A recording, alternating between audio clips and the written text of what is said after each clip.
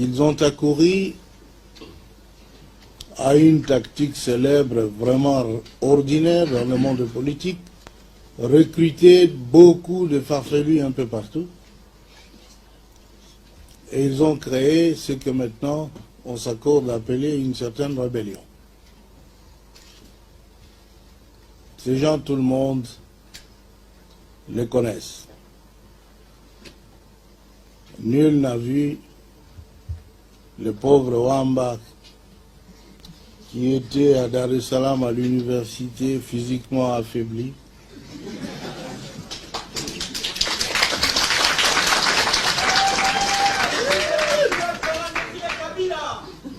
Avoir la force de commander même des soldats. Personne ne l'a vu. Il n'y a jamais songé d'ailleurs. On a vu Zaidi Ngoma, prisonnier, pardonné, malade, l'UNESCO m'écrivant d'avoir pitié de cet homme. Et je l'ai confié à mon directeur de cabinet ici présent et à l'autre pour qu'on l'accompagne à l'avion. N'est-ce pas, monsieur? Et tout cela dans une chaise roulante. Quelques jours après, ce monsieur est dit être un général, avoir une armée, et je ne pense pas qu'en France, on lui a donné une armée. Il n'avait pas d'armée en France, il n'en avait pas au Congo. Ce sont ces gens-là que les envahisseurs disent qu'ils sont devenus des responsables d'une rébellion. Les autres, vous le connaissez, nos frères,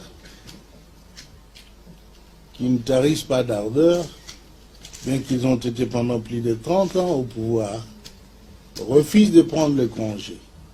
Ils veulent continuer à nous faire voir ce qu'ils ont déjà fait voir à tout le monde.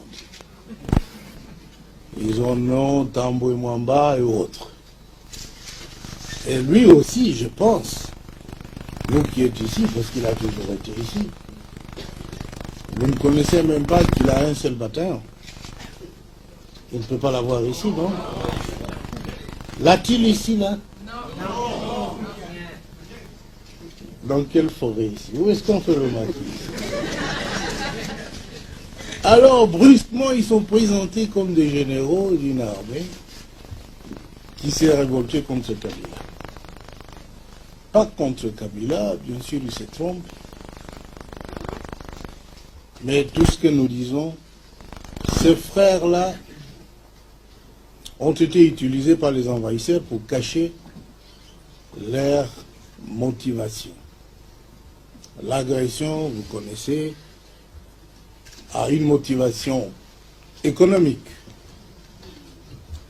Tout ce pillage fait à l'est, là, de mines, de café, mais c'était la raison de nos mésententes avec nos anciens alliés. L'autre motivation, c'est de prendre le peuple congolais pour un peuple mineur, et lui dire ce qu'il doit faire.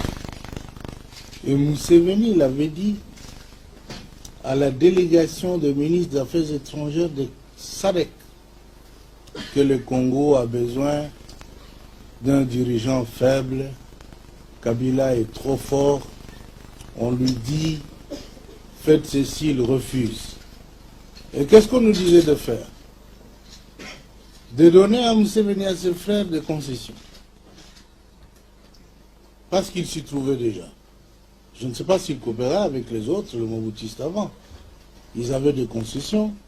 On leur disait maintenant, allez régulariser votre situation au ministère des Mines. Pour eux, c'était là des insultes. Ils avaient droit d'avoir des concessions au Congo. On a dit, messieurs, c'est pas possible. Droit de frauder les cafés, le bois, la papaye, l'or.